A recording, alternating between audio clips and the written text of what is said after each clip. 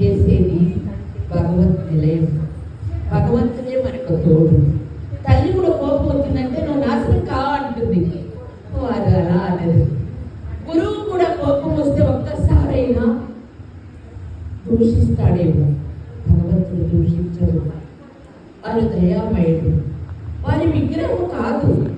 వాళ్ళ విగ్రహం అయితే ఒక 2008లో స్వామి ప్రతిష్ఠ అయిన తర్వాత ఒక అయ్యవారు నా దగ్గరకు వచ్చాడు. ఒక పిల్లవాడు 28 సంవత్సరాలు ఉంటాయి. వాడు ఈ డబ్బులు విపరీతాన్ని చూసి బీరు తాగడానికి మొదలెట్టాడు. అయినా నేను మా అమ్మతో చెప్పలేదు.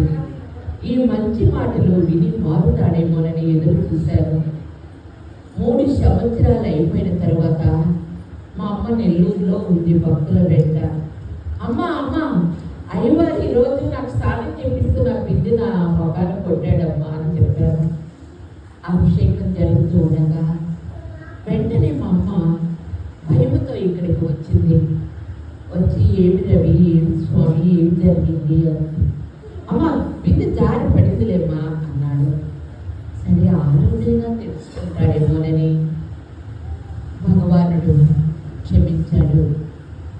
రెండోసారి ముత్త డ్రింకు ఎక్కువయ్యి స్వామికి రాజభోజనం పెట్టగా గుడ్డ కప్పి పైకి ఎత్తుకొని వెళ్ళాడు. మా అమ్మ నెల్లూరులో ఉంది.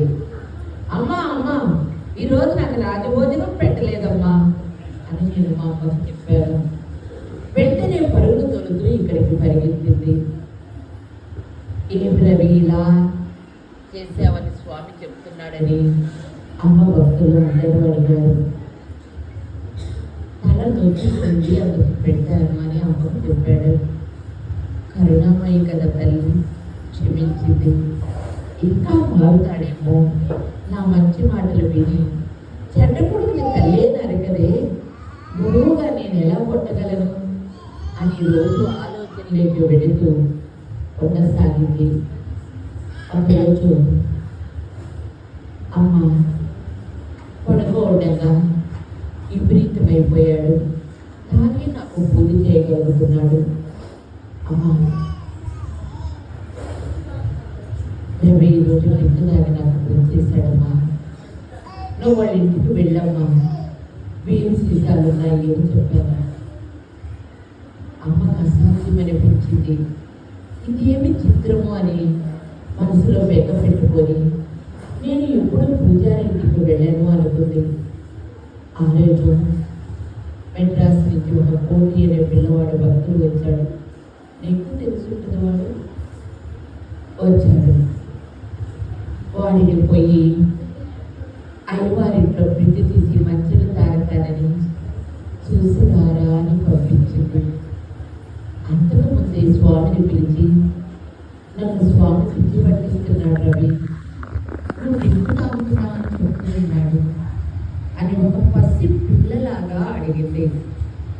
ఈ నా కొడుకు తాగుతాడు, ఈ దేవుడి మీద ప్రమాణకం అని అమ్మ పూజ చేసే పటానికి ప్రమాణకం చేశాడు.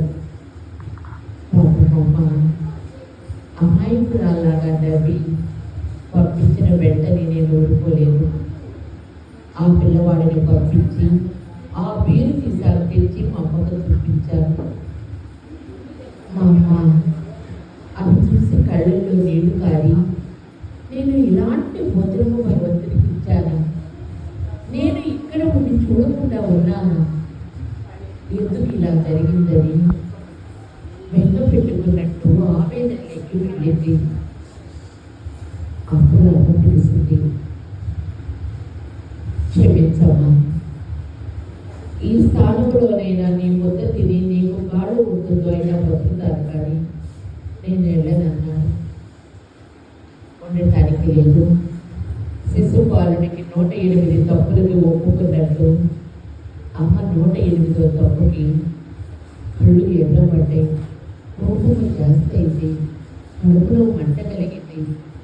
దైవకృప మనల్ని ఆదరించవలసిన ఆయన్ని అపనీతితో ఆహారం పెట్టించానే అని అమ్మ మనసు ఎంతో ఆవేదనలోకి వెళ్ళింది.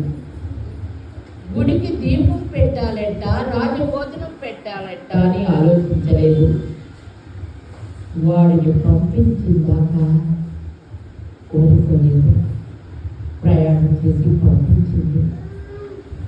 వెంటనే ఇద్దరు అయ్యవాళ్ళు ఊరు నుంచి వచ్చారు.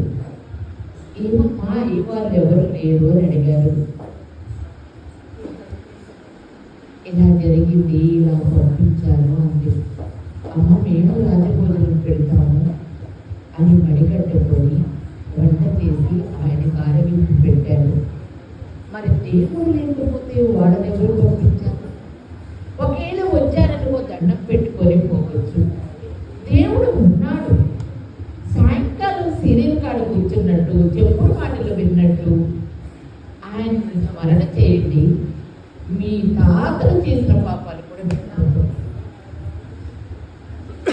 సాయంకాలం సీరియల్ కాడ 3 గంటల ముందు పెట్టుకొని వస్తుంటారే, అన్ని ఇచ్చిన తండ్రికి ఏం పెడుతున్నారు మీరు? వెంటనే సాయంకాలానికి 4 అయ్యవాళ్ళు వచ్చారు. 6 నెలలకు మళ్ళీ వచ్చాడు. ఉంచుకోవాలనిపించదు. తర్వాత సంవత్సరం లోపలే తాను సూసైడ్ చేసుకున్నాడు.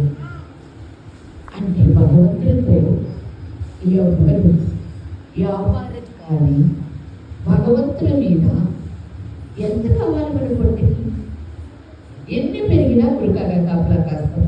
వాటి ముందు బెంజీ కార్లు ఉన్నా వాటికి కూడా మనకు కావలేదు. మనకు కావలసిన అన్నం నేల మీద పోయి చీమకు కూడా భగవంతుడు అన్నం పెడతాడు. పొరపాటు పనులు మీరు ఇప్పటి వరకు మీరు ఏం చేశారు? ఈ రోజు నుంచి ఆ తప్పులు వెతుక్కుంటూ నోట్లో నామం పెట్టుకోండి, నమ్మకం పెట్టుకోండి. మీరు ఓడిపోతే నన్ను అడగండి. అంతేకాని ఇది బిజినెస్ కాదు, ఇది వ్యాపారం కాదు. ఆయన రక్షకుడు. అందమైన మనసు నుంచి ఆనందంతో నడిపించేవారు. నేను మీలాంటి మనిషిని, నన్ను మలిచిన మహనీయుడు, ఈ లోకాన్ని రక్షించగలిగిన వారు. జబ్బులు పోగొడుతున్నాడు, కడుపులో